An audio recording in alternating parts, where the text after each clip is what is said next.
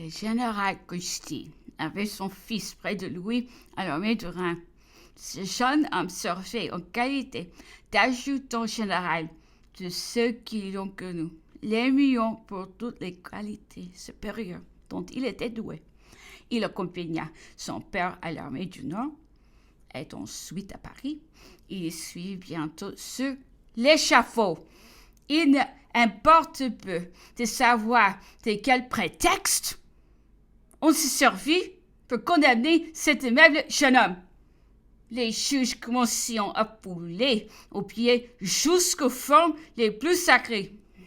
Son âge, son état, ses habitudes les rendirent étrangers à toutes les factions.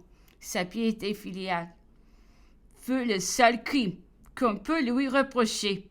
Il a laissé un fils unique qui ne sera pas, j'espère, infidèle aux nobles qualités de son père et à la gloire de son aïeul.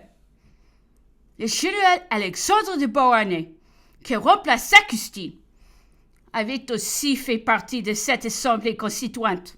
Si fécond un homme recommandable, il n'avait ni les défauts de son prédécesseur, ni son habitude de commandement. Celui-ci était violent jusqu'à la brutalité et quelquefois incapable d'entendre le langage de la raison, mais il était aimé du soldat pour sa franchise et sa popularité.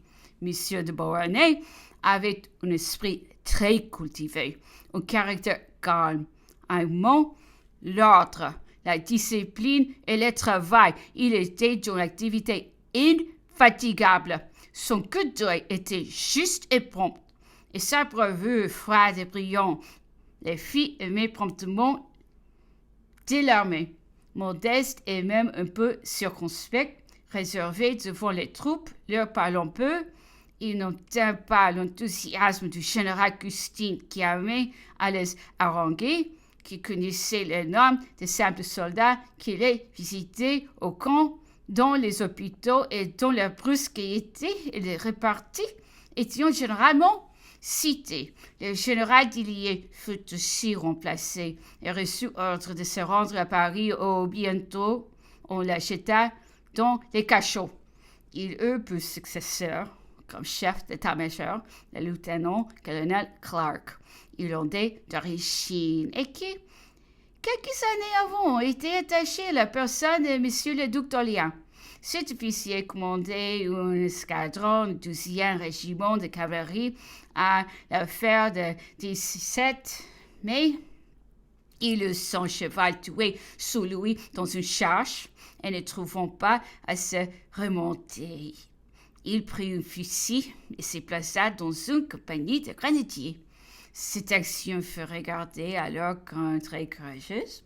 A-t-il surnommé colonel? M. de Beauharnais le prit pour chef d'état-major général en lui faisant obtenir le grade de maréchal des camps. M. Clark joignait au goût et à l'habitude du travail d'état-major toute la souplesse d'un homme qui veut parvenir et cette espèce d'esprit de conduite dont on accuse les gens de son pays. Il ne resta à l'armée que jusqu'à 12 octobre. Il fut alors destitué et envoyé à Paris. C'est la seule campagne qui a fait camp militaire. Il est mort maréchal de France. J'aurai plus d'une occasion de parler de lui, et quoique j'aille à m'en plaindre, j'espère que je n'altérerai point la vérité. Monsieur de Beauharnais s'empressa de marcher sur Mayence, quoique la résistance de l'ennemi devint chaque jour plus opiniâtre. Il parvint, cependant, à le repousser. Après 5 jours de combat, nous étions maîtres des Spires et des Frankenthal. En cœur du jeu, nous étions sous les murs de Mayence lorsque la nouvelle de la capitulation de cette ville fut annoncée au quartier général. Il fallut revenir derrière la lutte. La garnison de Mayence, au commencement du siège, n'avait encore que de la bonne volonté. Les généraux étaient audacieux et instruits, mais les attaques des assiégés furent si vives, si opiniâtres.